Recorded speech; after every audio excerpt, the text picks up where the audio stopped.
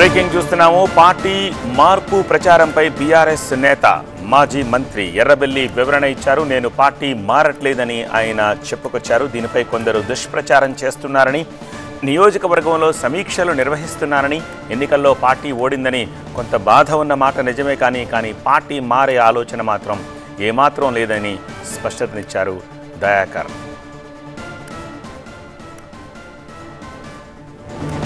ఎన్నికల్లోపట review meeting పెట్టుకొని ఏ మండలం ఏదొచ్చింది, ఏ ఊరు ఎట్లొచ్చింది, ఎవరెవరు పనిచేసిందని రివ్యూ మీటింగ్ పెట్టుకొని ఆ తప్పుడు ప్రచారాన్ని ఖండించిన కూడా.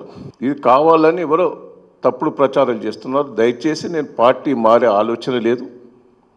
కేసీఆర్ గారిని ముఖ్యమంత్రిని చేయాలనేదే నా ధ్యేయం.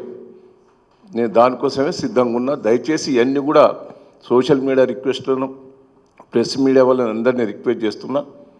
కొద్దిగా బాధతో ఉన్నా దాంతో, ఎందుకంటే పార్లమెంట్లో ఓడిపోయినామనో, అసెంబ్లీలో ఓడిపోయినామనో, ఇవన్నీ బాధతో ఉన్నాం తప్ప దయచేసి తప్పుడు ప్రచారం చేయకుండా నా జీవితంలో నేను ఇప్పుడు పార్టీ మారే ఆలోచన లేదు.